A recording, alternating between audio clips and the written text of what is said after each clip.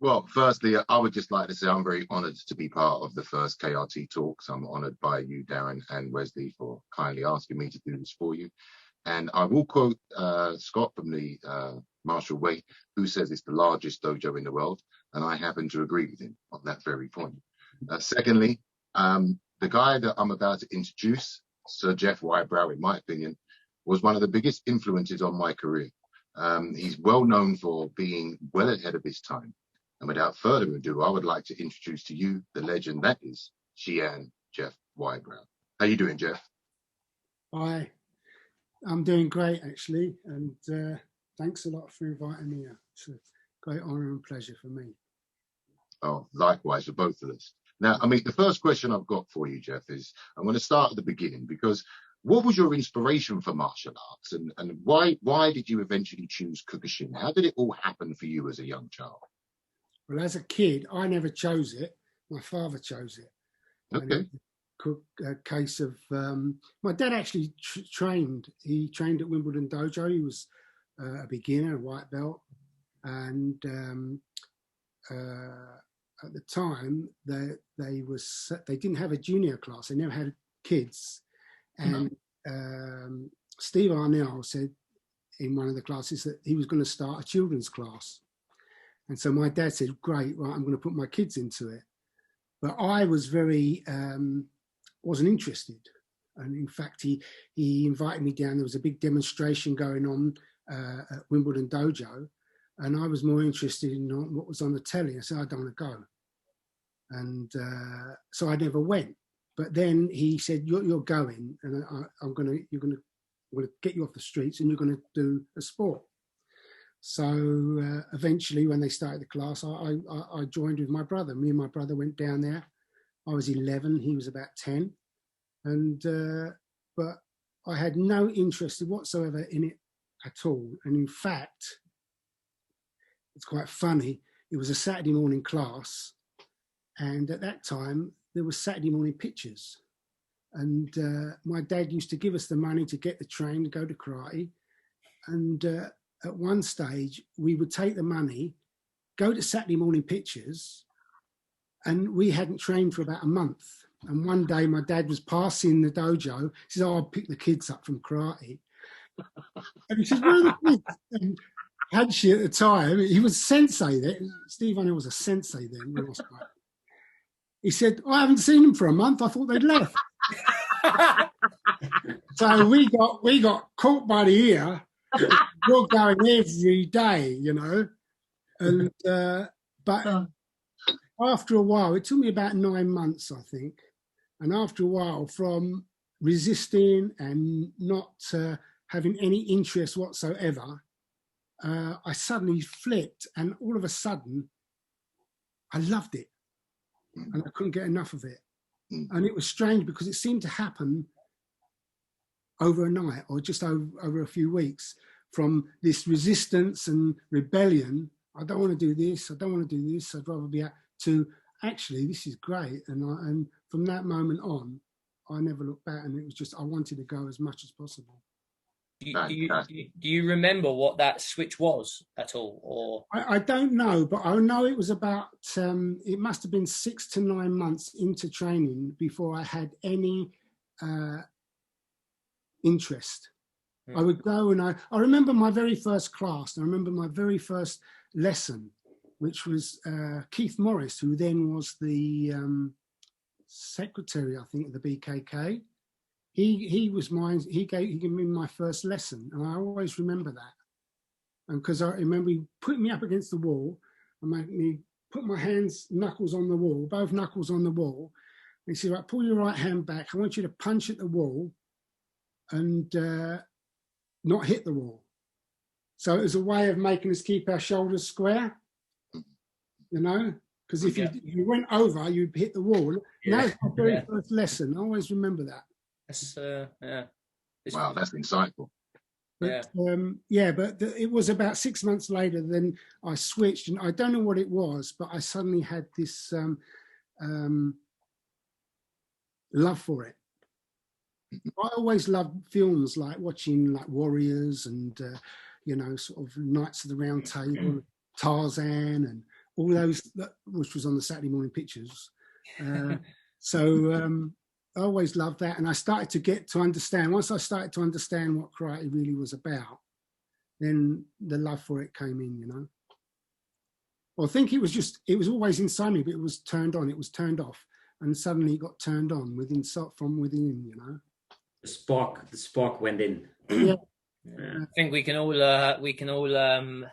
be thankful that spark did ignite, to be fair. Otherwise we wouldn't have got to experience the wonder that you become. But I never chose of my own volition to come into karate. It was my father that pushed me into it.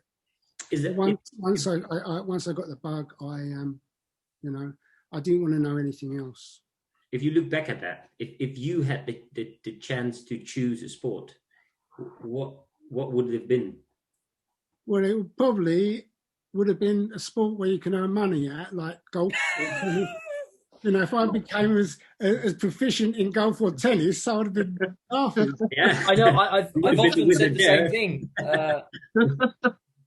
No, I've had no regrets whatsoever. I loved it, and it's always been a big part in my heart, you know, mind.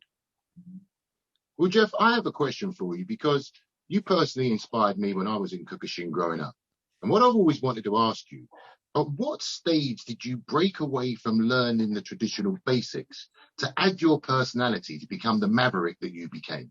When was it that you felt like adding a little bit of your flair outside of the rigid basic structure? Well, I think I've always looked at things, for example, I'd always looked at things and think, I'd be taught something, you know, I'd be shown something. And I would always think, because, you know, even now, as you know, after 50 years from doing when you started, if I'm in your class, Darren and Wesley, when I'm in your class, when I do something, like even a punch, if I want to do a gyaku ski or a punch, I still want to do it better than I did it yesterday, or better than I could do it 10 years ago.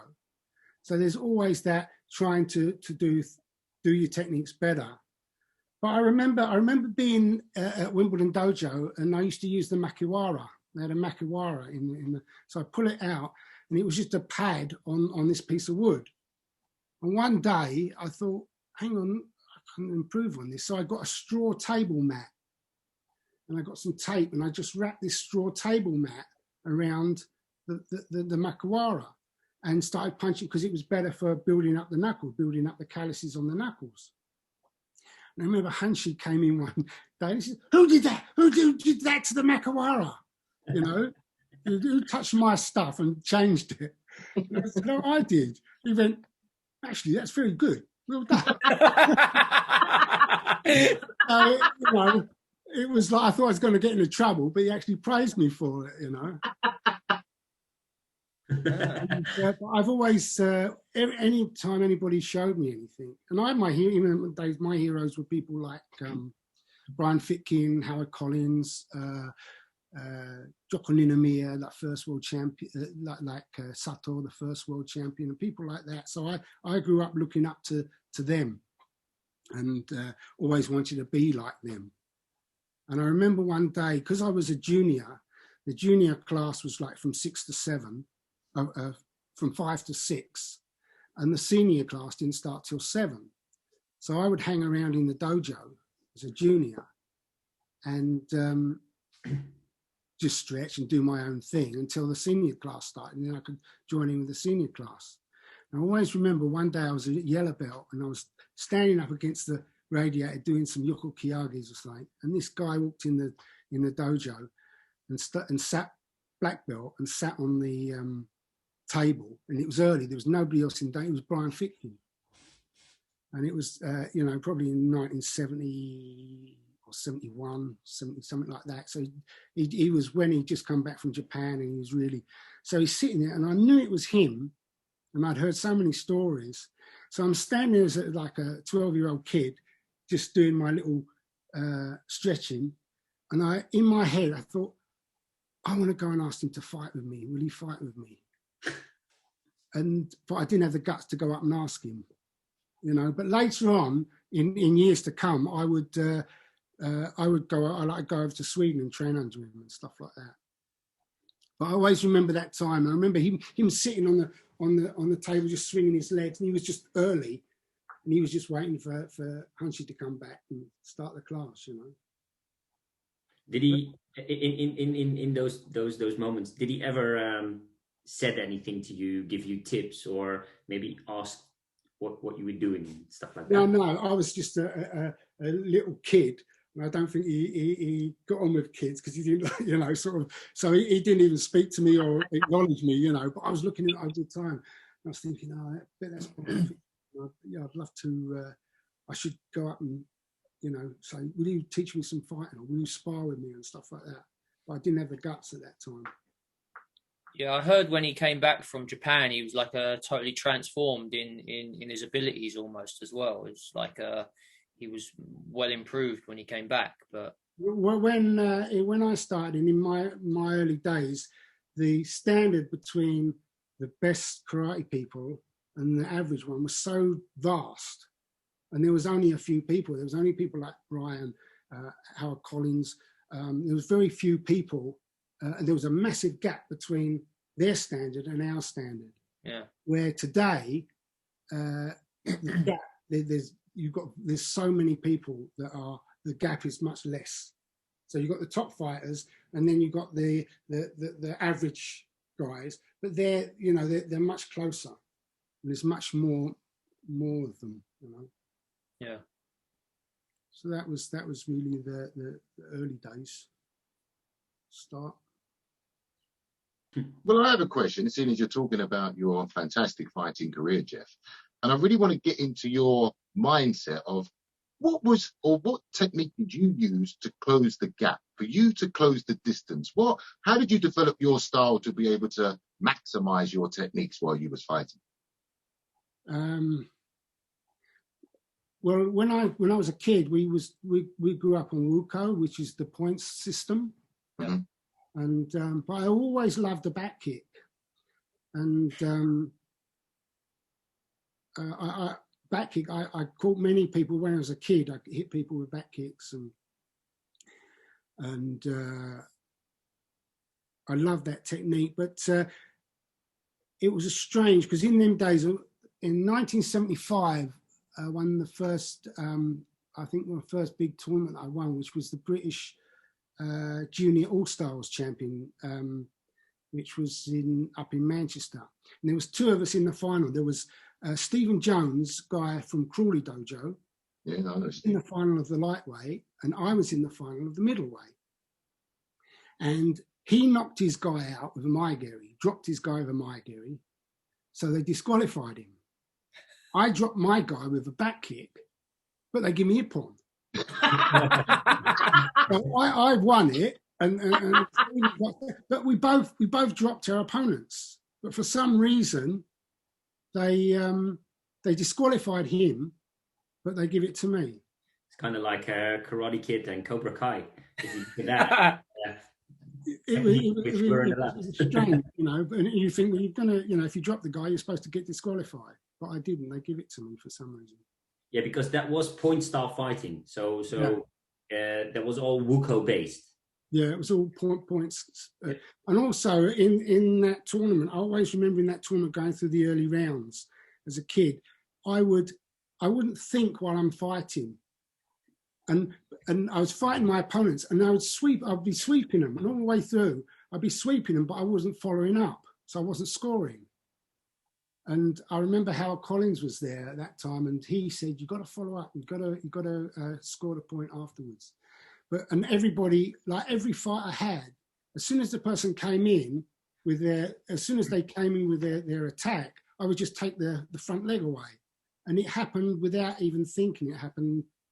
Natural reaction. Natural reaction, yeah. Nice. Not an easy skill to do either, sweeping, to be fair. So. Well, yeah. Well, I think if you have to think about it, it's harder. But if you can do it naturally, it's a timing technique. Yeah. Yeah. So, how old were you when you did your first like knockdown ruled fight? I was 17 in 1976. The first time we could fight knockdown in England was in 1976. Oh wow! Okay. Yeah. No, before that it was the Wuko system. Yeah. How did you find that the difference between like the Wuko fighting and then like well, because as I was young, I started as a kid, and I would train with the adults. I'd go into the adult class, so I was used to fighting adults, bigger guys, stronger than me, you know, and so I got quite used to fighting bigger and stronger people than I was. Although I was tall, you know, I was only like a skinny, spotty kid. And I could move around them. And because they were big, I started learning to move around, you know, sort of dance around and sort of try not to get hit as much as possible. But I remember my very first knockdown fight in the British tournament was a Swedish guy. His name was Tino Hammerhawk. And to me, he was like an Indian chief, you know, like an Indian warrior. Big and strong. And I remember going into the fight thinking, this guy's going to hurt me, you know.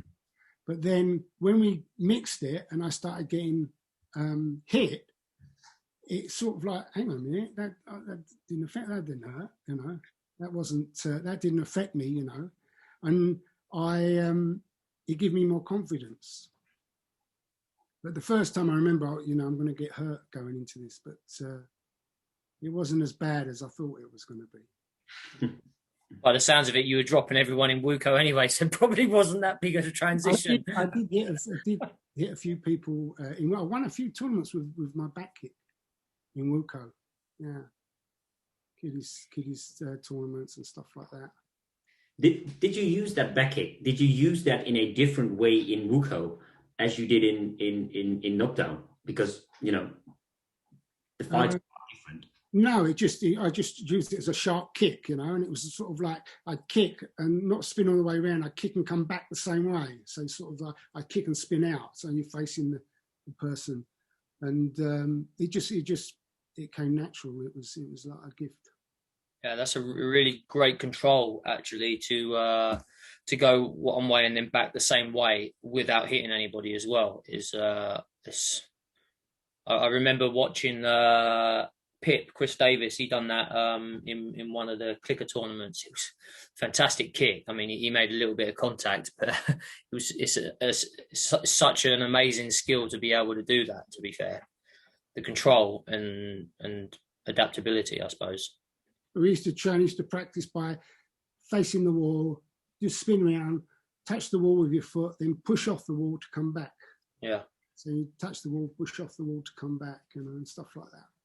And how many training hours did you do weekly? To start with, as a child, probably twice a week. Twice a week to start with, but then I would do the adult class as well. So I do two classes. I do the junior class and the adult class. And then as I got higher grades, as I go up through my higher grades, like green belt and brown belt, I'd start going to other clubs as well. Because Monday and Wednesday night was the Wimbledon dojo. Then I would go to Grant Kinnairn's dojo. He had a dojo in Tweeddale. And I'd go there on a Tuesday and a Friday. So it would build up. And then I would go and train with Vicky Dowler sometimes. And towards the end, I was training 5 nights a week, 6 nights a week. But I loved it. That was all that I was interested in at the time.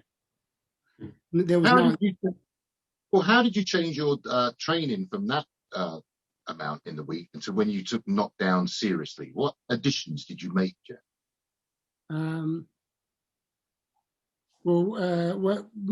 knockdown was actually I had to switch because I would fight. I fought in the world tournament in '79 in the knockdown, and then we came back. As soon as we came back, and I think the following week we fought in a Wilco tournament at Crystal Palace.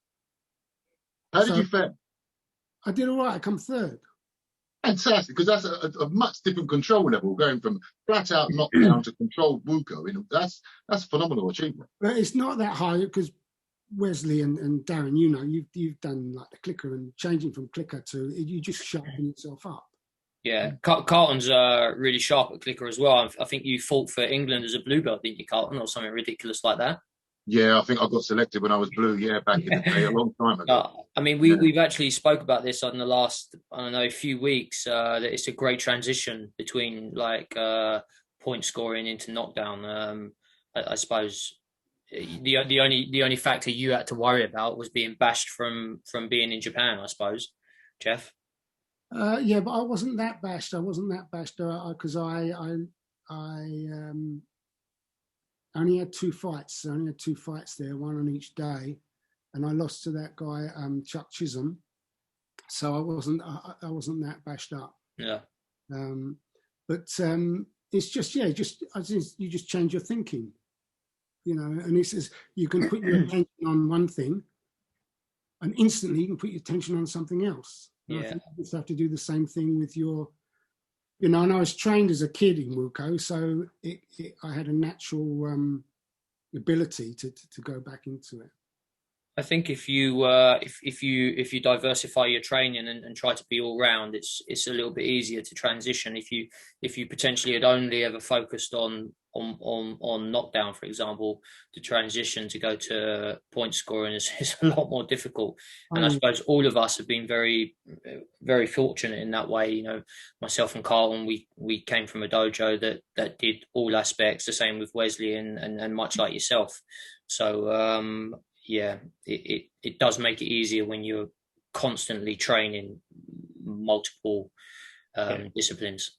If you look at the technical ability, we've always been saying it, but if you look at the technical ability, the people who trained in both the knockdown system as the clicker or the Wuko system, it gives them so much more variety in their techniques, in the way they do this, in the longer distance way of fighting, even in the way of fighting, and then, you know, stepping out of the way and stuff like that. It just gives so much more into the fighting. It gives you so much more, and I'm really pleased to see all 4 of us have been very successful in that, which is, you know, very cool. Yeah. And also, Jeff, when you changed from Wuko to clicker, which one did you prefer out the 2? Did you prefer the single sharp shoot, or did you prefer the continuous fight with multiple scoring? Which suited your style better? Clicker. I enjoyed the clicker. That was fun. Because you could do combinations, and you could go in with a flurry of, say, like 5 or 6 techniques, and maybe score 3 points out of that. Yeah. And I think that's an easier transition then through to full contact, because I mean, I know fighting has evolved an incredible amount over the years, where maybe it was one shot power punches to start off with, but as soon as you started delivering multiple techniques, it kind of lends a hand to clicker and the movement, etc. as well. So was that one of the things you why you were different as well in those eras, because you were way ahead of your time with a lot of technique, with a lot of movements and stuff like that. And especially if you look at the older videos of the World Tournament, like the first, second, and maybe even the third World Tournament, the fighting was so much different. Did you find it for yourself easier and a lot different to fight the more common way of fighting, like just going forward, power punching and kicking? No, I think I was more of a retaliatory. I'd wait and let the person attack me, and then I would block and counter. I'd be more of a counter fighter than an attacking fighter. I would, but I was a kid, and I was a kid growing up in an adult world of karate, and so I would, you know, kids, they have different ideas, and so I would learn from all, you know, and every time I got hit or caught out or beat in things, I'd learn from that and say, well, you know, doesn't matter how many times I get beat, you know, I'm going to come out of it, you know, eventually, you know. It's good to hear you say that, because one of the most inspirational performances I've ever seen you do was the kata displays that you've done at Crystal Palace, alongside your world-class fighting. I'm not sure everybody appreciate what a world-class technician you were in kata and how inventive your displays were. I mean, the one in reverse, for me, that will live with me forever. I'd love you to tell me, how did you get to that noise? You what, sorry? I'm sorry, can you hear that noise? No, what's that? Oh, my neighbour's drilling through the wall. I think it's only very light sound. Yeah, don't worry, I can't hear it. No worries. Can you hear us though? Yeah. No, so I shut. Okay, sorry to interrupt you. That's all right. I thought Really, the whole thing. What was your mindset? Because, like I said before, I mean, you obviously, as Wes touched on, we all will. You was a legend ahead of your time, but it's the way your mind took to the technical aspect. I don't think people appreciate how good you were at kata and all the technical aspects, because your fighting career is so good. So, I want you to talk me through, where did your mindset come to try knee in reverse? I mean, where does that come from? How do you get to that level? I was always trying to do something. Like I was asked to do demonstrations a lot at Crystal Palace during the tournaments. So I wouldn't want to go and do the same demo every year. Yeah. So I thought, well, I've got to do something different. I've got to do something different. And so I just think up, what can I do which hasn't been done before?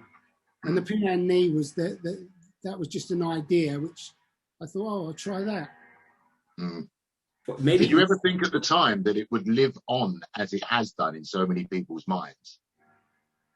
No, but it's the only reason it's lived on is somebody put it up on YouTube.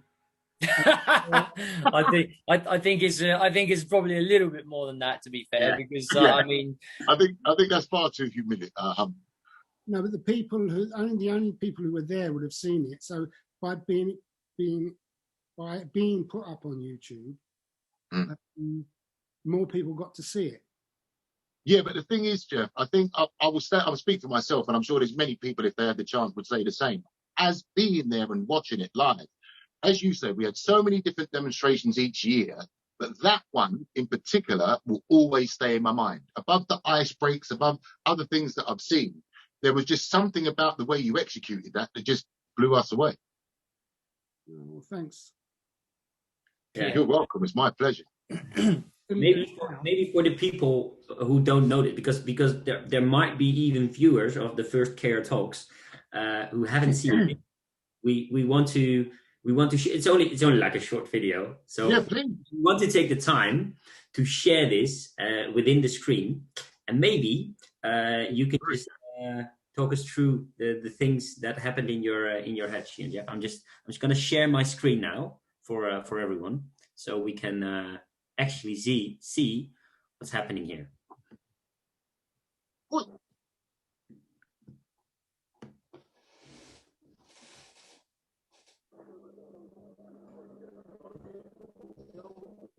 Wow.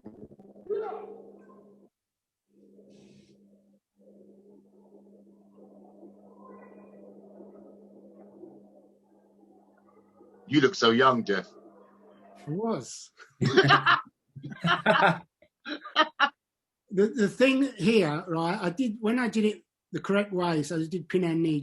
That's a yellow belt cutter, and on a national tournament, that's not a very big cutter to do. Yeah, so it was like I can imagine the people's thinking, "What's he doing that for?" That's not such a good. But when I reversed it, then it changed the whole aspect of it. It was a stunning performance, and what I've always wondered is, how did you do the Storm or Washayuke in reverse? How did you practice that? Because that's not an easy thing to reverse. Because you just do your technique, and then you just reverse what you do. So you go one way, and then you go back, and it's like moving forward, moving back. Didn't you? I think you told me that you used to watch this in rewind on the VHS, right? Well, that's how I learned it. I thought, well, how am I? Because I couldn't figure it out in my mind. So I actually played it was on a cine film. I played the cine film backwards, and then so I worked it from there. And then you just think, right? You're going like, if you put your left arm out and you bring your left arm back, all I'm doing is pulling it back. And with any technique, you could do that. Yeah. And it's like coming over like this. You just go back the same way you come. Look, he's still got it in it. It's the muscle memory in him. I reckon he can come out and do it next week. Do that again, Jeff. That's still look good. Where you go in and you go back. I think that probably blew my mind the most. I've seen this video so many times. Every time I watch it, I'm still like, it's amazing. I mean, I think I can speak of all of us. We've all tried it. We've all tried to do the reverse peanut knee. But never it gets as clean as the way you did it in 80 something.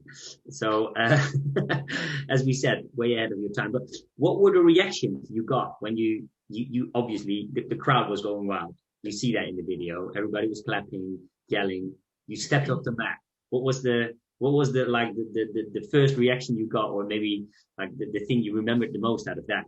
The thing that I remember the most when I saw it, I thought, I should have taken it further and walked off the mat backwards as I went forward. Yeah, I hear that. Yeah. But I didn't do that. Always looking to improve. See, that's a good mindset. That's a great mindset. Yeah, Well, but that's the whole thing with all the martial arts. You've just got, no matter how good you are, you can be the greatest technician, perfectionist, but you've got to try and do better. I agree. So if you get perfect, where do you go from there? You've got to get greater perfection. Yeah. And just so you raise your perfection level. Yeah. It's true. So, I think you were probably the first person to teach me that, Jeff, by just watching you as an artist, the way you developed and what you would bring to the party. And I think even more so, you was probably one of the most open personality high grades I've ever met in my life. You was always very approachable, always very humble. But that's one of the biggest parts of you that I will always remember. Well, I had a little pet hate of seeing like high grades, sort of like not speaking to low grades and sort of like being above. And I had this, it was like a rebellion. I'm not going to be like that, and I'm not going to do that, And I had a dislike for it. So whenever I had an opportunity, I would extend myself the other way. Well, I thank you, because coming from a low grade point of view, it was very welcome, and I always felt welcome in your company. And, just to expand on that, because at that time, to me, you was Mr. Kyokushin, the pioneer in every department. I saw your natural progression as to take over from Hanshi or Shihan as he was then. What was it? Why did you never get to be the president? What was it that, why did your career go on the same leaping curve that it was? I came out of karate in 2000. I gave up my clubs. I gave my clubs to my students. I got a little bit disillusioned with, because I left Kyokushin Kai. I left the BKK at one stage. And when I started I was going to Japan with Michael Thompson as his coach. And this was for the Seido tournaments, right? Yeah, and there was the politics. I didn't like the politics was getting to me, and I wasn't interested in the politics, and it wasn't. So I started my own association. But then the same with that, politics comes into that, and that didn't last very long. And then I came back to the BKK because I missed it. I missed everybody, and so I came back into Wimbledon Dojo again. Went to Hanshi and said, "Can I come back? I'm coming back to train." And I remember when I left, I said, "Look, I'm going to leave. I'm going to try something else. I want to try my own thing." And we was on a plane coming back from Russia when I told him, and he was very upset. And but I said to him there, I said, "Anyway, if it doesn't work, I'll come back." And he looked at me and said, "You can't just do what you want." You can. I did, and I left, and I came back again. I've always had, if you want me to do something, right, anybody can get me to do something by just telling me that I can't do it. I understand that. Right, and if anybody tells me I can't do something, And with that in mind, then, what was your inspiration to come back to training? What got you to put your gi back again and start training again? It's just, the thing is, every Kyokushin person, every martial arts people, right? If you've been doing it all your life as a kid, you've been doing it, it's in your blood, right? And if you think you can get rid of it, you can't. It'll be there till you die. And you know, I moved off and had other interests, but there's always, sometimes I wake up in the middle of the night, I'm dreaming about karate. And so, you know, you think, oh yeah, remember those days, you know, and so you get the feeling. I thought, oh, I want to see if I can do it again. I want to see if I can, you know, just be part of it, just belong, you know. And it's all. I think it's go on. Sorry. Go on. I think it's a fantastic environment, and because you create such a great friendship with like-minded people, it is very easy. I mean, I've never had a break myself, so you know, so I can't speak from experience of going away. But I think I would miss all the people that I've shared this bond with over many years and months and hard training. That is just it's kind of a unique world that we live in that sense. Definitely, yeah. But why I come back? Because I wanted to. It was just oh, I want to try this again, see if I can do this. When I retired from fighting really early, I was like, when I first got married, I retired from fighting when I got married because I thought, okay, and I put my energies and efforts into teaching. But then I got divorced. And 10 years later, I came back and started fighting again. And so like in 79, I won the British Championship in 79. And I come back in 89. I won it in 89, 10 years later. In between, I wasn't doing any bound, very little, because I concentrated on teaching. Yeah. I was just about to ask, how did you find the difference with 10 years apart? I mean, I know you're kind of active and still teaching a lot, but it's quite a lot of time not to be on the mat, so to speak. It was good. It was exciting because I was probably only 30. I was 30 when I came back, or 32, something like that, when I came back, and I enjoyed it. I felt stronger. Yeah. I felt wiser, so I wouldn't take as much punishment as when I was younger. I took too much punishment when I was younger, so I learned through that. But it was only for a couple of years, you know. And then I think the last fight I had was a kickboxing fight, a Thai fight in London, in Bethnal Green. Okay. And I got beat up on that. But I fought with an injury. I had a very bad ankle and leg. But they were paying me. I was getting a lot of money. Well, at the time, we never used to get anything. So I thought, I've got to do this fight. So I just went in and fought, but I got beat up. Yeah. I was gonna ask you, so how successful were you when you came back? But then you literally answered the question. I won the British in 79, 10 years later. I won it again. So apparently very successful. Yeah. Well, at the time you came back, you obviously you had at least one dojo, maybe a few dojo. You had a lot of students. Did that something do? You know, did that have any effect on the way you fought? That the fact that you had maybe a lot of students who look up to you. Yeah, because I would teach people things, and then I would say, well, let's see if it can work for me. See if I can use some of these techniques and see if it'll work. Yeah. I suppose it gave you a great appetite to try those things and prove to your students as well, look, what I'm teaching actually will help in some way, shape or form. Yeah, was going to say something there, it went out of my mind. It was, I wanted to try see if, and I did improve, but also the standard had improved. In that 10 years, the standard of fighting was much higher. The standard, the fighters had evolved to a higher level, and that's going to go on and on and on. And I think, my feeling about if you want to be a good teacher, and to prove that you'll be a good teacher, your students will be better than you.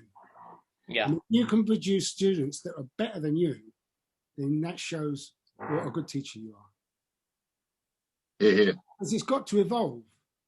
The fighters of today are far better than the fighters of, you could say, oh, well, what if Matsui fought Howard Collins, or what if Matsui, the fighters of today would beat the fighters of yesterday because they have far superior training methods, far superior techniques, and it's evolved. It's evolved, and it will continue to evolve. Can I just say one thing? I think you and the guy you coach, Mick, are probably the exceptions. I think you could fight in any era, in my humble opinion. I appreciate everything you just said, but I think there's certain talents and people like yourself and Mick Thompson, I think they could fight in any era. I really do. And the two up and to the right, I don't know what it's like on your screen, but I would say Darren and Wes probably could transcend that too. There's certain talents that I think, I'm just being honest. There's Jeff, you inspired me so much as a kid because you were so ahead of your time. I think if you was born in the 90s or the 20s or 2000s, you'd be the same fighter, just better. With the modern methods, you'll be fitter, sharper. But I think your brain separates you from many other fighters. If we could hold on to our youth, if it's age is what does you in, Yeah, I can second that. And what would you say, Jeff? And I want this across every era. I want three answers to this. What would you say was your best performance ever in kata, in non-contact, and full contact? In your opinion, what performance did you go that I couldn't do much better, or whatever? In all the format. Well, in kata. Mm-hmm. I remember that we used to do it. There was a team kata. It was a team, and my club Thames. We was at Crystal Palace, and it was the final, and it was the last few teams that had to come out for the final. And so we were sitting in the stands, and the three of us. It was Mark Gibson and Derek Lindo, I think it was, and the three of us did the kata. We said, "What kata should we do?" And we hadn't. So we come up, let's do Yansu. All right, we did Yansu. We went and did Yansu, and we won on Yansu. And I remember Crawley, because Crawley was. You beat up, yeah. Crawley was like Thames and Crawley. We was always in the final and stuff like that. And I remember Maureen Begg. She was in the Crawley team. Mm-hmm. She couldn't believe. She said, "You just sat there. You didn't even know what cut he was going to do. You just got up and did it." And so, but I've been very spontaneous and just do things like that, Okay. And the first kata competition I ever was in, the British, was there was like 8 of us it all boiled down to the last 8, and there was people like John Sovereign, George Phillips, all the old, a lot of old fighters. John Sovereign, great guy.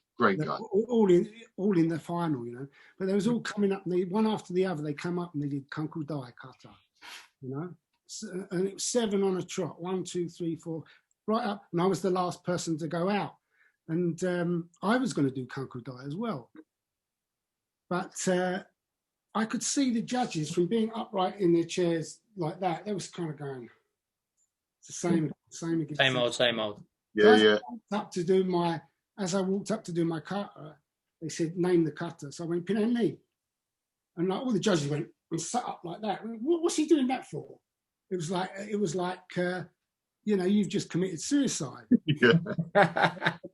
So I did pin and knee, and it was just, I think it just, and I got it by a point of something. So I won it on that. It was Wow. it was instantaneous, spontaneous. It was just a spontaneous reaction, and most of the things I've done have been spontaneous. It's just it's a bit ironic that you pick pin and knee to be your most full kata. Yeah, I thought we were going to drop it in reverse, Steve. But everybody remembers you probably the most in demonstration terms for doing pin and knee. So there's clearly a very... This was like in the 70s, you know. Yeah, I mean, we can't even choose that now in the finals, for example. I don't know what category you was in, but then you cut up beforehand, don't you? Now it's one free choice, then a presented kata, and then in the final another free choice. But there is a restriction in the choice. Yeah. So they choose in the first round. You can choose in the second and the third round, but there's only 5 katas that you can actually choose from in the second and the no, it's a bit more than 5 katas, but none of them are below brown belt level. I don't think. I think there's 1 brown belt and the rest are all black belt katas. So, but that was in them days. You could just go up and as you present yourself to the judges, you tell them what kata you want to do, and there was no limitation. You could do it. Wicked. To think of that, all of them did Kenkudan and you beat them with a pin and knee. Yeah. You know what I would like to do? How would they score it if you'd have dropped it in reverse? I'd have loved to have seen what they would have done. Well, it's the same kata, but I wonder how they would score that. But the other thing you were saying, what about the fighting? I remember. Yeah. I think it's 1977. We was in the final of the clicker. It was the junior team, so it was under green belt. Mm-hmm. And the final was at Crystal Palace, and it was Thames, my club, against Gravesend. And the 4 actually Sosai was there, and nice when he was at Crystal Palace, and so it was a draw. It was 2 wins each and a draw. So you had to pick another fighter to have a fight off. Mm-hmm. And so I see the other team, it was Gravesend we was fighting, and I see the other team, and I thought, and this was a spontaneous reaction again. So I told them my biggest, strongest guy in my team, I said, get up, stand up and start warming up as if you're going to fight. So he stood up and started stretching and doing this. So the other team coach has gone, you've got to fight him, right? I'm going to put my fighter to fight him.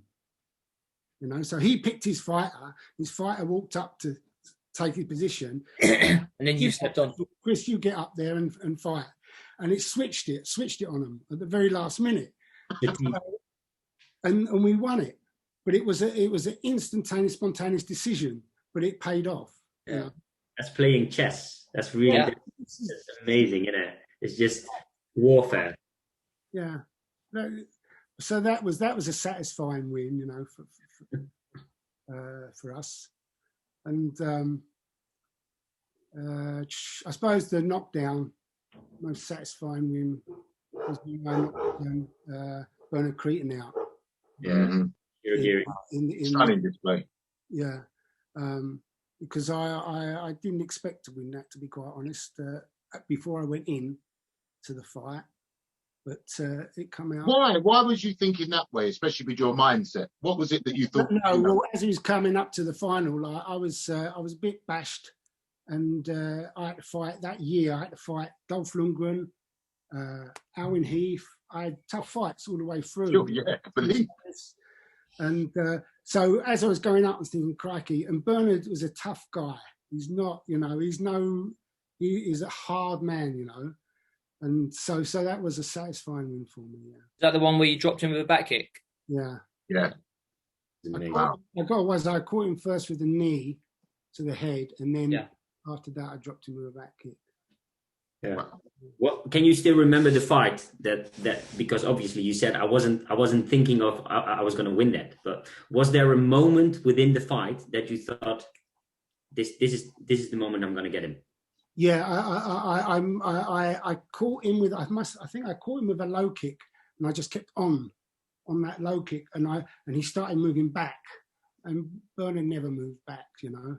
So I had, that was a moment when I thought, actually I've got a chance here, you know. Yeah. It was instantaneous. You just capitalize on what you get, you know.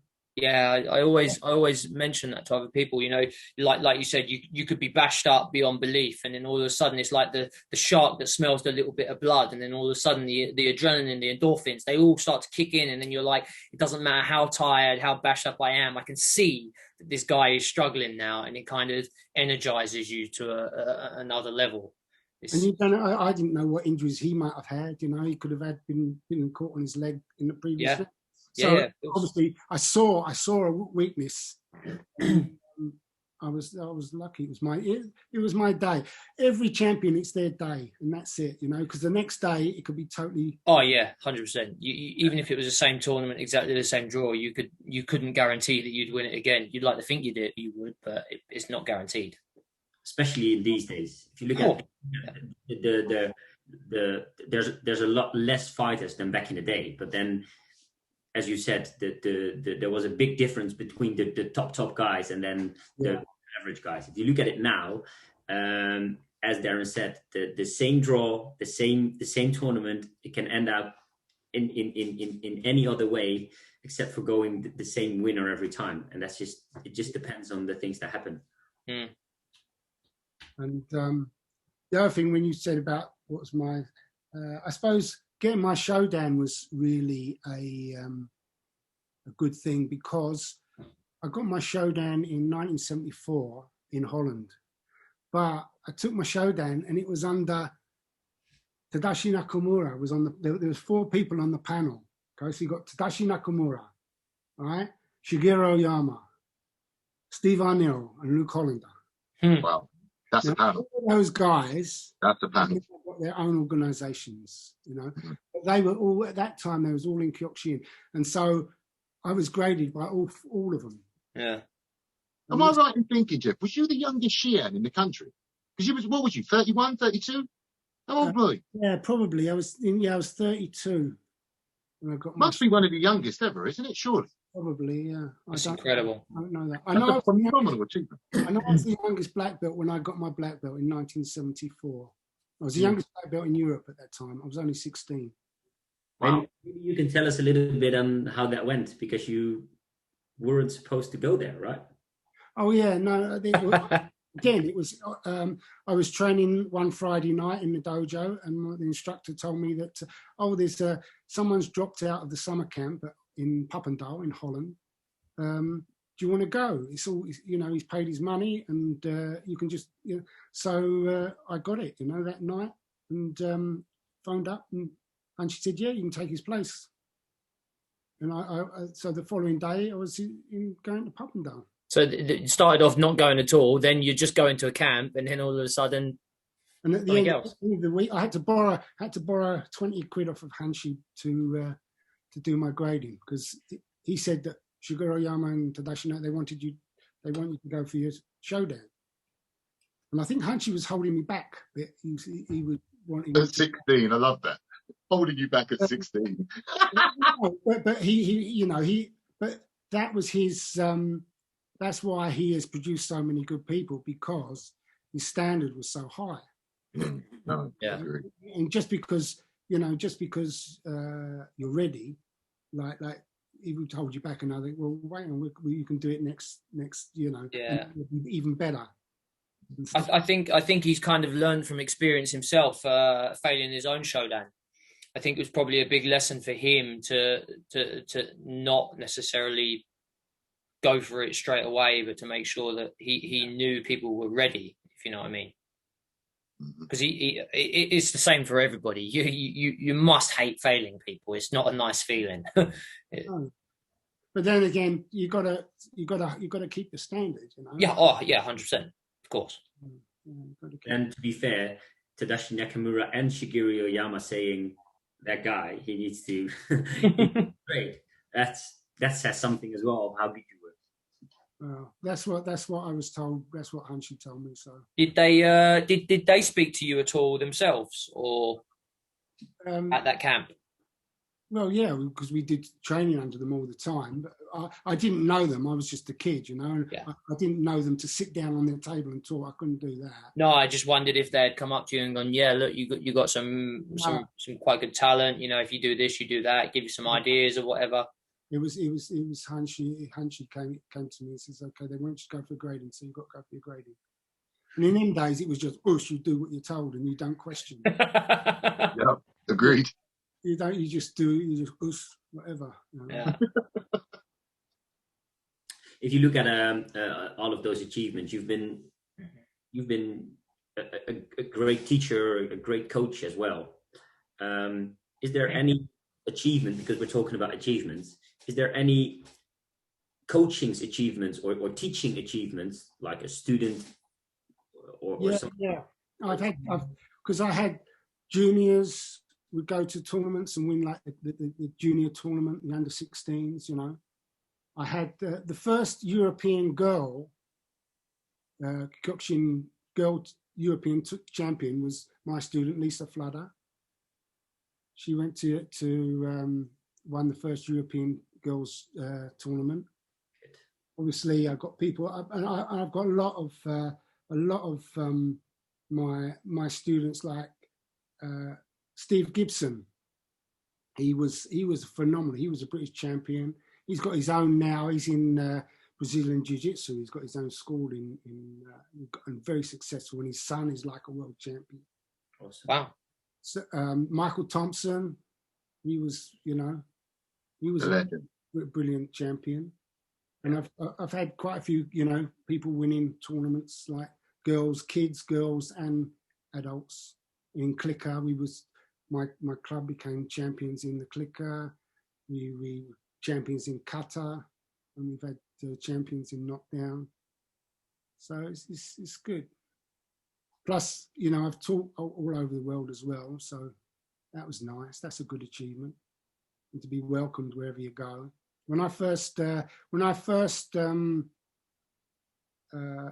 up my clubs and I started traveling, I traveled in 2000. I started traveling around the world, and I would go to South Africa. I'd go train with Kenny Rutenberger and go to his dojo and train with him. I would just turn up in the dojos.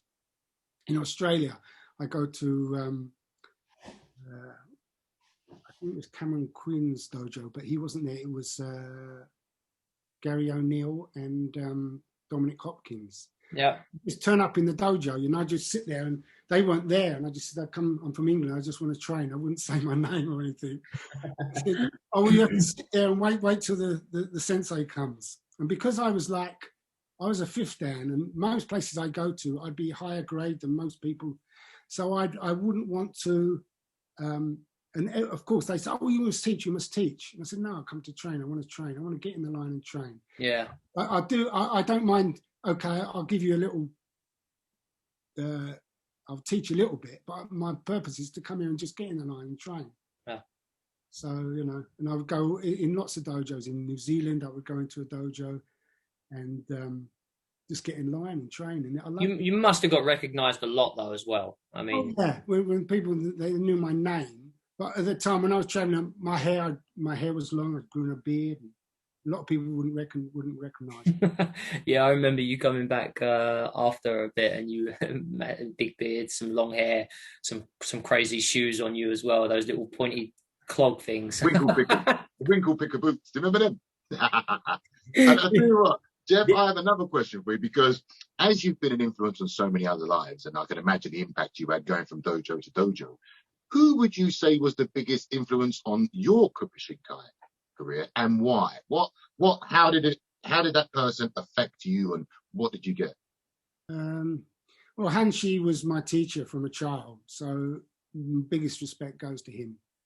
And you know, he's taught me a lot, and not only in karate, but you know, I used to go around his home, and he would talk to me. We would talk as friends, and he would tell me things and teach me a lot. And I would look up to, as I said, when I was younger, it was always like Brian Fitkin, Hal Collins, the big guys, the big names at the time. And I would want to go and train under them. Also, Joko Ninomiya from the Enshin. I used to like him a lot. And I actually got the privilege of training under him once. He came to England to train. Okay. At Gary Chamberlain's dojo, when Gary Chamberlain was in the Enshin. And that was a nice experience. But Nakamura, you know, Tatsu Nakamura. Tatsui. Tatsu. Tatsu. Yeah. He came to England in 1977, and he was one of the biggest, I think, influences in knockdown knockdown karate. He taught us how to fight knockdown, because he was phenomenal. He was really phenomenal. He was only a little guy, but he would pick on the biggest guys to fight and stuff like that. And his sessions were great, crazy. He was the one that showed us the Gohongeri, you know, when you the 5. Yeah. And we do that for an hour. Get in the dojo and say, right, up and down, go and get it, 1 hour. You know, and it's like you go. But the thing is, when those training sessions where you do the same combination or technique over and over 1,000 times, you go through thinking, I'm going to throw up, I can't make it anymore. And then you pass this barrier where you could just go and go and go, and you wouldn't even think. And you go through these highs and lows, but I really missed that. That was some fantastic, 1,000 punches, 1,000 kicks, 1,000. Although it's, now people might think it's very monotonous, there was something in that was really, really good. And it gave you, it's like anything. If you do something 1,000 times, you're going to be much better than the person who can only do it 10 times. Oh, yeah. Repetition is it's a great key for success, really, and just keep striving for perfection. It's funny. I think we've all been in those situations where you just past the tiredness stage of what you're doing. I suppose your muscle memory just becomes so natural after that stage that your tiredness kind of disappears and your body just kind of takes over doing. It's a very funny feeling. I also think there's a lovely feeling when you actually perfect a technique, as simple as a punch can be. Yeah. Actually doing it correct and feeling it correct time and time again, I get turned on by that. I like that feeling of that's right, and when it's wrong. I mean, I love that rush. Yeah. There is something, especially that you have the boundary of getting tired. You also have, and I've had that a few times, where I was like, oh man, I can't go anymore. I can't do this anymore. And then you look to your right or to your left or to the back, and you see people still doing it perfect or really going at it. And you're like, nah, man, I'm not having this. I'm not gonna be the one who says. I'm not gonna be the chump that stops. It was like there was one BKK summer camp where we had the night training. Yeah. All of those kicks, and then Mr. Flamboyant over here for me. He was like right there in the corner. He was still bashing those kicks out. I was like, well, if Darren doesn't stop, I'm not going to stop. You know what I mean? It's like, I'm just going to keep going. I want the people to recognize this. That's what inspires you. You need people. That's why training in a big group is great, because so many people. And you can even have a guy at the back, could be a low grade or something, and he's still going when you're struggling, and you think, I'm not going to give up. Yeah. Look at it. It's just crazy. I actually had, I'll tell you a story if you're interested. On my travels, I did some crazy things. And one day when I was in Vancouver, I got invited to an American Indian sweat lodge. You ever heard of that? No. Tell me more. Tell me more. Like, a teepee, right? They have a teepee and they dig out the middle and they put hot coals in. And okay. A sauna. Okay. And so, they cover the flap and it becomes so hot, and you sit in a circle, and they're basically it's American Indians, Yeah. I got invited by this guy, and we had to go in for 1 hour session, 4 1-hour sessions. So you don't get out of that place for an hour, and it is so hot. And they're even chanting, and they give me a rattle. Like singing and stuff like that, but you just put in a pair of shorts, and we sing it got hot and hot, and they said that if it gets too much for you, then just say open the flap and they'll let you out. So this was about the second or third hour session. I'm sitting there, and it was just the heat was too much. So I'm going down from sitting like we're sitting like in Sayers or something like that, and I'm going down to the ground, and it's pitch black, so you can't see anybody in there. It's just the embers of the hot stones. They probably all left you in there. I'm going down, and I'm on the floor with my face on the floor, and I'm just about to say, let me out, when somebody else said, let me out. So that stopped the session, and I went, oh, thank God for that. It wasn't me, broke the session, So that was, and the funny thing about that was in that session, there was the chief, the guy who was like the leader. He would go around to each individual and say, right, tell me your story. And so there was one guy, he was a bouncer in a nightclub, and he just burst into tears. And he said a girl had OD'd on drugs, right, and died in his arms, and it really affected him. So it's just broke him down. And this is what the sweat lodge is. It's to get rid of all all the bad stuff inside you. And he would go around and everyone would give their story. And when it came around to me, he said, right, how are you feeling? And I went, this is fantastic. I'm so elated. He says, well, express it. So I key-eyed and I just went, yeah. He said, again. And I went, yeah. And he said, again. And he was, so the last one, it was, yee-haw. And as soon as I said that, I put my hand over my mouth. I'm in a tent full of Indians. I've just done a That's what it felt like, Yeah. Oh my God! Oh, classic. My days. That was like one of the experiences. Yeah, that sounds quite unique, to be fair. You are quite a spiritual guy, Jeff. I remember, growing up and seeing your exploits, and I've always been interested in, because your mind's so diverse and expansive. Also, the other martial art tools. I see you on Facebook, you're throwing your knives, or you've always got a weapon in your hand. Talk me through your armory in your house and which ones you prefer. Is it the knives? I've seen you with the catapult. What's your favorite? No, as a kid, I've had a liking for knives. I've always collected knives. And about 10 years ago, or no, 20 years, longer than that, I started trying to throw knives, and I've actually been on the YouTube. And if you ever want to see a guy who can throw a knife, just in the YouTube, just put Thompson. Thompson. Right, I'll have a look at that. Varies, and he is the most. I've never seen someone so relaxed and casual, and so and the way he throws a knife is unbelievable. So I'm trying to learn his technique. He does it like a no spin. He calls it a no spin throw. And normally when you throw a knife, it spins and spins and spins, and you have to judge the distance between the point hitting or the handle hitting or the side. But with a no spin, you can be at any distance and it goes straight. So I'm trying to learn that technique at the moment, and I practice. I haven't done it for a long time, but I've got knives and stuff, and I like to throw them. And I like bows and arrows as well. I've got a couple of bows, and I like archery. Yeah, I remember you bringing them down to the dojo and trying to catch it and stuff. Yeah, did I do that down at Cool. Yeah. It was in one of the sessions. You had the little rubber thing on the end to obviously practice with. That was a demo. I was thinking of doing a demo of someone throwing it. Yeah, I remember you saying that. But it kept hitting me in the chest. For the demo, you can't have a big rubber ball on you.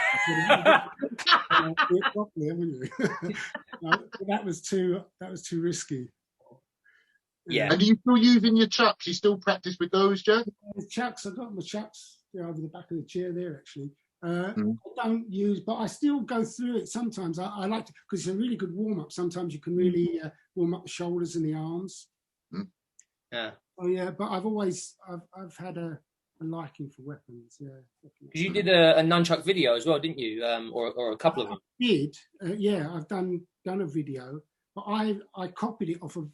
I learned the nunchuckers off of a video, or it was a cine movie, but it was Steve Morris, who was the Goju He was a big guy. He was Kyokushin at one time. Okay. And there's a story about him and Steve Arnell having a fight in the dojo. Oh. Cool. Do tell. Well, it's a story. I wasn't there, but apparently it was a big fight one time in the dojo, and Steve Morris had hit this guy on the ground, and Steve Arnell said, you know, right, you and me. And it was full on, apparently. So, but, you know, I suppose the Goju guy says it was Steve Morris that won, and the Kyokushin guys will say it was Steve Arnell that won. But who knows? You know, you have to have been. I believe it was Hanshi. Yeah. Yeah. He's a different breed, isn't he? Really. I learned the nunchucks from Steve Morris had made this cine, and so that's where I learned from, and I just studied that. Then I made a video, and when I get it, I've asked my brother to put it on. Try and put it on a digital. Yeah. Send it to you so you can have a look at it. Yes, Yeah, that'd be cool. I think. What year was your fantastic demonstration with the pairs? And I'll never forget the guy standing there because I thought, wow, how brave are you? Yeah, Frank, that was Frank Gibson, wasn't it? 85 or something like that. 85? Yeah, but that demonstration had been done before. That had been done by Yoshiko Oyama. He did it in the 70s. He did it with Grant Kinnaird was holding the pairs at the time, and so again, I copied that from him. You know. Yeah. And, but you missed the one in the mouth like twice or something. Yeah, twice. You must have been like a little bit ooh on that third one. The thing was, the chucks that I have, they're not that light. They're quite heavy. Yeah. So I was doing all this demonstration before, which was quite a long one. But so after that, my forearms were pumping, burning, because they were really heavy. And so when I had to take them out, the pairs out of the mouth, my arms were quite tired. But Frank was fantastic because he didn't flinch, he didn't move. Not at all. No. And A little trust. I think it helped. It built the atmosphere because I missed twice. True. Then everybody started sort of going to get closer to well, he's going to hit him. He's going to knock his jaw out, you know. So it built up a tension. And luckily, I caught him on the third one. So Yeah, it's like it was almost planned. One, ooh, two, ooh, yay! no, it wasn't planned. I did miss. You know? Yeah. Yeah, that was an incredible demo with the two and everything. It was great control because I mean I can do chucks and I'm half decent on them, but to do it on your weaker hand is something else. But to do them both at the same time with your weaker hand as well is in front of 3,000 people. Yeah. Right. The thing is, when it's like fighting, you know, you might have, it doesn't matter if you've got 2 people there, you've got 10,000 people in the crowd. When you step on that mat, that all goes out. You don't. Oh yeah. No consideration about who's looking. No. When you're focused and concentrating on what you've got to do, that's all you see. Yeah. It's true. So I never really get nervous to actually perform in front of a crowd. Were you nervous for fighting? Up until I stepped on the mat. Yeah, same. So before, as I'm, you know, the fight before you're fighting, you're going, oh, cracky, you know, he's got this, he's got, so all these things are going through your mind. But as soon as you step on that mat, It's gone. Yeah. And it's like same. step into a time zone, you know. How about you guys? Wes, how about you and your nerves and Carlton? Well, I had a lot of adrenaline, but I've never been extremely nervous for fighting. I really enjoyed doing that. So I've never had a lot of people I know have been, you know, they're annoyingly nervous on those days. I really enjoyed the atmosphere and stuff like that. And being there, obviously, there are always nerves and a little bit of adrenaline. But when I was at a tournament, I was, you know, for my feeling, fully prepared and ready for it, ready for the thing I love most. You know, for me, it's slightly different. I'm pretty similar to Jeff. I was always nervous before, but I think that comes from, if I'm honest, I don't think I've ever fought someone lower than me in the grade because I was such a low grade. So I was always like, okay, got to be ready for this one. So for me, I was always on edge. You know, I used to relax when we got into it, but before the fight, no, I was always nervous. And I like those nerves. I think if I wasn't nervous, I don't think I'm scared enough to perform the best you need to perform, if I'm honest. Yeah, I always looked at it that way. I was not terribly nervous, but I probably more nervous than people probably think I would have been, because everyone always had this persona like, oh yeah, you look really relaxed and that lot. And I did. I was relaxed to a certain extent, but inside I'm thinking, crikey. And probably with the likes of Jeff as well, the expectation sometimes builds on you a little bit. I was about to say, actually, a question for all of you, because obviously it's different at the lower levels, but at your level, what's it like to carry the weight of expectation on your shoulders? Because at your level, people would expect you to win. So what is that like? How do you cope with that pressure? That's a completely different pressure. Yeah. Go on, Shihan Jeff, you take this one away. We'll be behind. You've got to have the adrenaline and the nerves. If you use it constructively, it can enhance your ability and so it brings the best out in you. Mm-hmm. If you go in, like I've been in a fight and I'm fighting a guy and thinking, oh, this is going to be easy, I'm going to beat him easy, and then I struggle. Yeah, because you don't have that adrenaline, you don't have that fear, little bit of fear or that anxiety about this guy. I've got to really be careful. So if you're too relaxed, you don't fight your best. If you're under pressure, I think it brings the best out in you and it can raise your game. I hear that. My understanding.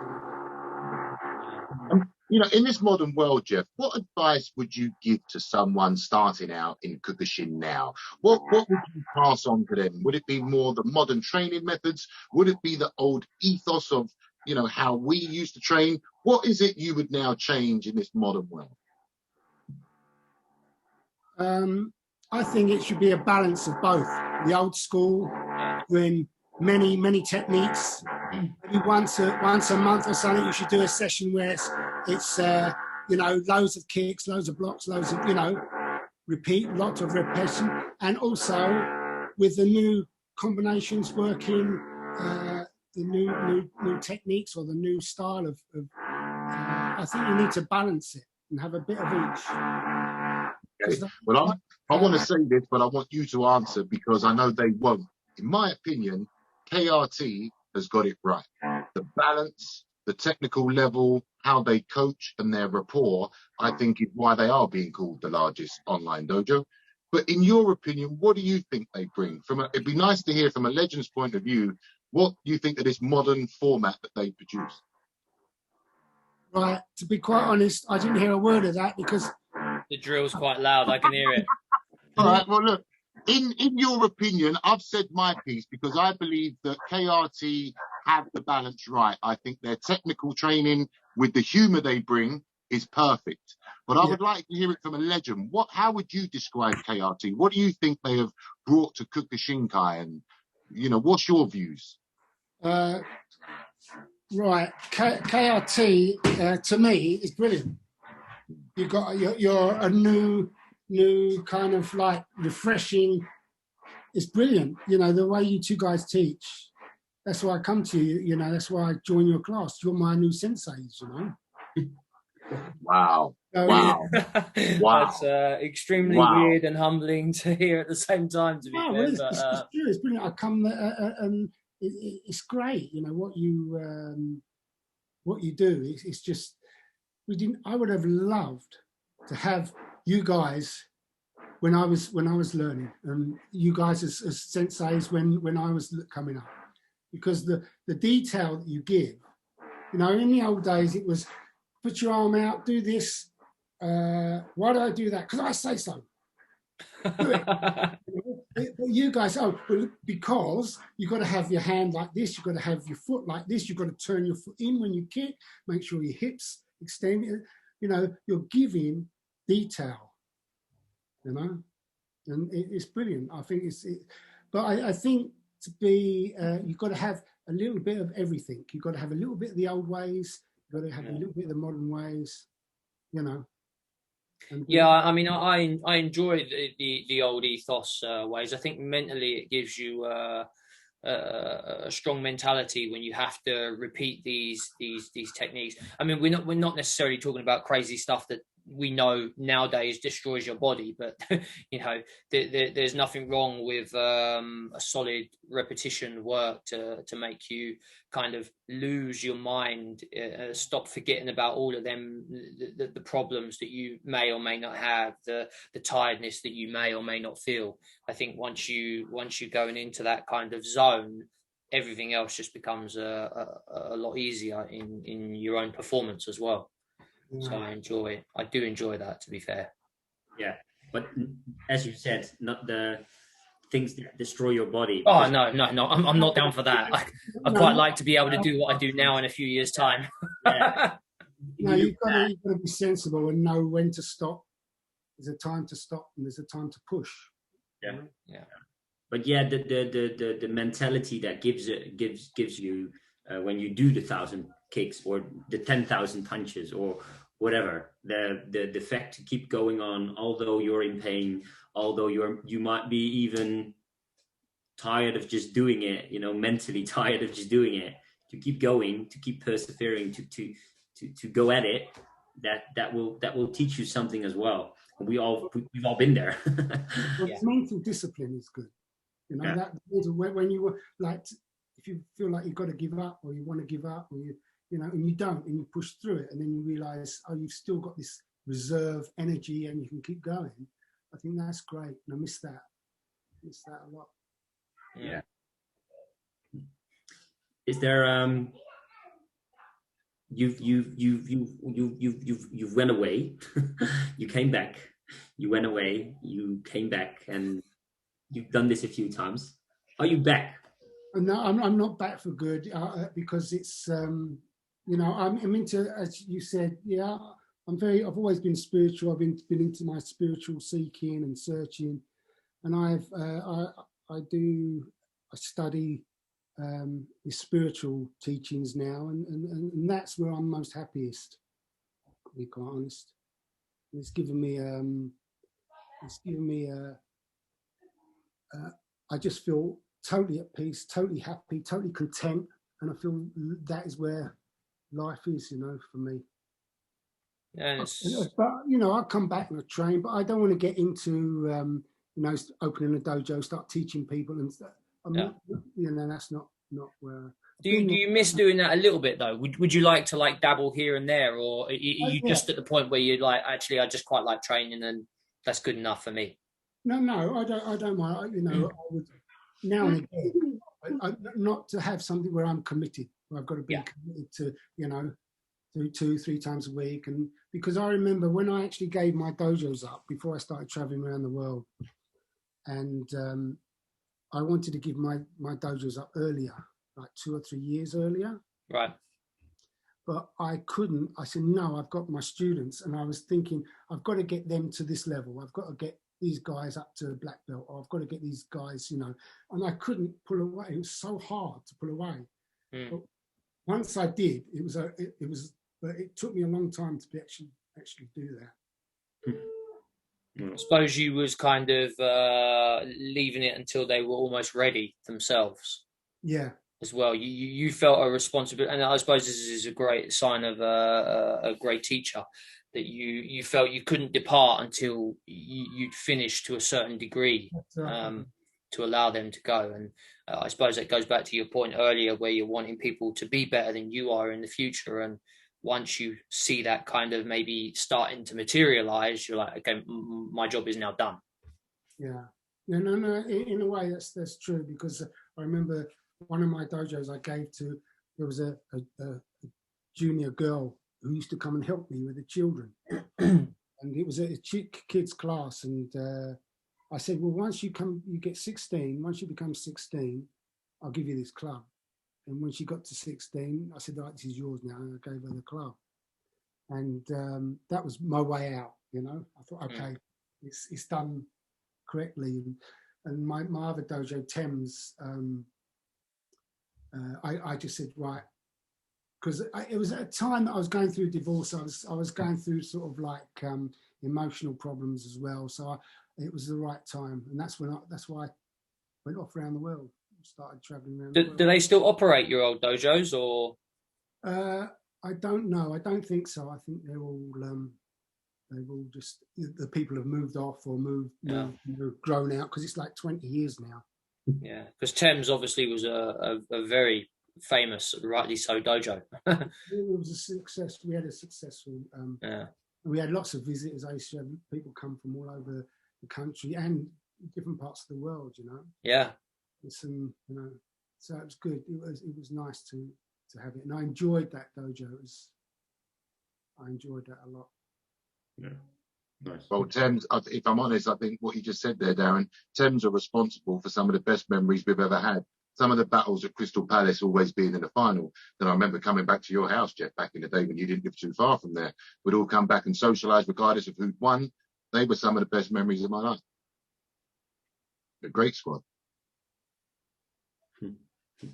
So is there anything we haven't touched in this conversation? Because I just looked at the time and was like, wow. Yeah. Okay, no, you if you're finish it off or do whatever you need, but you know, you asked me the questions. You know, I don't know really. I've got loads of stories I could tell you. Yeah, might have to have a part 1, 2, 3, 4, 5. Yeah, I think you're gonna have to. You're gonna have to get Jeff back on. Let's go there. But is there maybe a message you would like to give to the people listening now, the people who love Kyokushin right at this time, no matter of organization, no matter of where they are from around the world? It's just really just love what you do. And if you really love what you do, it'll be you'll just go as far as you can. It's very important, no matter what you're doing. You could be sweeping the floor, all right? But if you love to do it, you know, you'll do a better job than anybody. Yeah, I think professional golfer Jack Nicklaus says something like that. You can only truly, become great at something that you love. Yeah, I agree. Effectively, yeah. Mm. And it is. I think there's a lot of love and a lot of difficulties within Kyokushin, of course, but ultimately that love, as you rightly said, don't think it ever disappears, even if you kind of leave training and maybe give up your dojo and stuff like that, which hopefully none of us ever do, but you never know. But I think it's always there with you, no matter what you do or where you go. And I think it's a fantastic environment because you can always call on them people from your past in this Kyokushin environment to provide you with, I don't know, maybe a place to stay or, you know, a shoulder to lean on and a good training partner or whatever. I think it's a great environment, the environment that we have been fortunate enough to have been part of, in my opinion. And also not to limit your imagination. Yeah. You know, don't limit it to say, well, I want to get to this level. You want to look way beyond the level you want to get to, because you know, if you want to reach for the stars, you know, because if you don't reach the star that you want to go to, if you want to get to the sun and you only get to the moon, well, cracky, if you got to the moon, you'd be fantastic. You know what I mean? So always have a higher expectation of what you want to achieve. And I think that's the goal to success. Yeah. Not because if you make your goal this high and you reach it, it's not as good as if you made your goal that high and you got it. Yeah, I can't remember who it was. It might have been Matthew McConaughey. He was doing some speech, and I watched his speech, and he said, you know, if your dreams aren't big enough to scare you, then they're probably not worth having. Effectively, yeah. If your dreams don't scare you, then they're not big enough. Yeah, yeah. In a nutshell, yeah. Yeah, and facing your fears, that's good. Yeah. Facing your fears, that's the way to get away from it. You know. I remember as a kid, I used to watch these Frankenstein movies and Dracula movies, you know, and I'd go to bed, stay up late, watch these movies, go to bed, and I'd be under the covers thinking there's a vampire in the room or something like that. You know, I'd be scared under the covers. And one day, it just got on my nerves so much. One day, I just said, right, I'm under the covers, and I just pulled the covers back in my face, and I said, right, I'm going to look you right in the eye. And as soon as I'd done that, I never had a nightmare after that, because it's like I actually faced, what I thought was in the room. There was nothing in the room, obviously, but that you know of. Maybe he got scared of Jeff Whybrow and left. You like the new Chuck Norris. You might have seen the belt hanging up to you and thought, let's go. but that's the thing, and if you get scared of something, just face it head on. Good advice. Yeah. That's some lovely Well, words. it's been an honor from me, Jeff, and I think all I can say throughout my whole career, you have been probably one of the biggest influences and the biggest iconic maverick that I know within Kyokushin.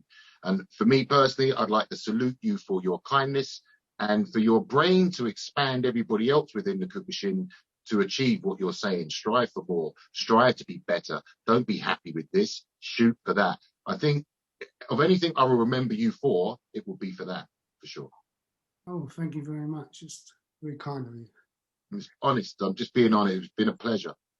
It's a pleasure for me too, and I've really enjoyed it. And great stuff. Well, especially if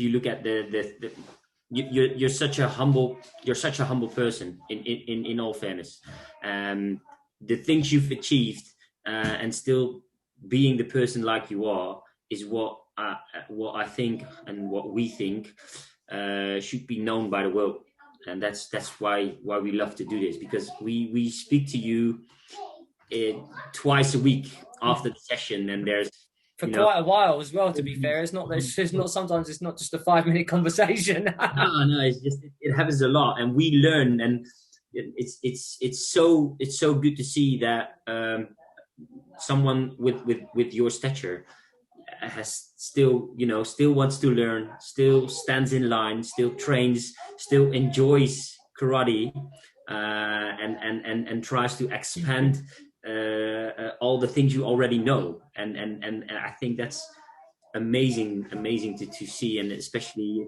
if we look at it, this was such an honor, and this was such a pleasurable conversation, which I can't get enough of it. So it goes both ways, and I have the same amount of respect for you guys too, all of you. Because I'm learning stuff. I'm learning stuff. Last week, one of your sessions last week was like some of the techniques you were coming out and the combinations you were coming out with. I think, wow, where's this coming from? It's great. And at one point, I was going to ask you if you'd taken your medication for the day, because I think she and Janine actually did say that. She was like, "Guys, are you not? You what have you eaten today? You guys are loony bins almost." Great stuff. Try to stretch people a little bit sometimes, eh? Well, that's the thing. You do, because you stretch them to a certain level, and then from there they've got to be stretched further, haven't they? And it stretches everybody. Very true. Yeah. Cool. Well, it's been like they both said, a huge honor. I think it's been a fantastic moment for us. The moment that you kind of said, "Yeah, I'll come on and I'll teach and I'll do a bit," and it was like, "Yes, I've so wanted this for like forever," and I'm so pleased that. I remember you asking me, you saying, "Oh, do you want to go to Norway with me? Do you want to do this?" Yeah. Yeah, because I've asked you a few times, and you'd be like, and maybe the lockdown period actually bent into our favour this time. That pushed me. But I'm glad you did. I'm glad you did bring me back in, because I've enjoyed every bit of it, every moment of it. Yeah, it's really, really, really humbling and pleased to hear that, because I think you're a fantastic asset to the Kyokushin world, whether you want to be in and out of it like you are. But I think it's fantastic for everybody to experience, to have Shihan Jeff Whybrow in the world still. So well, it's a part of my life, and it always will be a part of my life. I have other things as well. So. Yeah, of course, and I totally understand and respect that. I'm just glad for now, at least, there is here. Yeah. Good. So I think we do maybe need a part 2 of this before we end up with a conversation which goes maybe 3, 4, 5 hours, which there's probably more than enough room for. But I think we should say big thanks to you, Carlton. I think we want to give you the honor to end the show. Well, okay. Well, look, the biggest honor I think is for me is one, to have known one of the most iconic persons in Kyokushin in Jeff most of my life. 2, to have known Darren for a similar time, and yourself, to be part of a platform that is so humble, with so much talent, and you're all still learning, blows my mind. You know, there's many people I've met in Kyokushin that think they know, but you lot are still learning. And I think that is the best promotional thing you can give at your level, to still be striving to improve. Phenomenal. And I think for KRTalks, its first ever show, to have a guy, Jeff, I don't think you can set the bar any better. And I think that the final goodbye should be with the legend himself, Jeff, and let him say what he wants to say. And that's that, because I think it's a wrap. Okay, thanks a lot. Thank you again. And I wish you all the best and, ultimate success. Yeah, we hope so. Probably just a quick shout out to a few people, because we've been given a lot of support from a wide range of people. But obviously, you can see on the background the Martial Way, the Drew's Experience, One Kyokushin, and obviously the Kyokushin Shuffle, as Wesley is nicely moving out of the way. It's been amazing, and we have the fantastic Webster's Media on board now, where they are giving us a great platform to do this. So thank you to all them people that supported us, and we look to work alongside you to promote Kyokushin between us all. Well done, guys. Us. Us.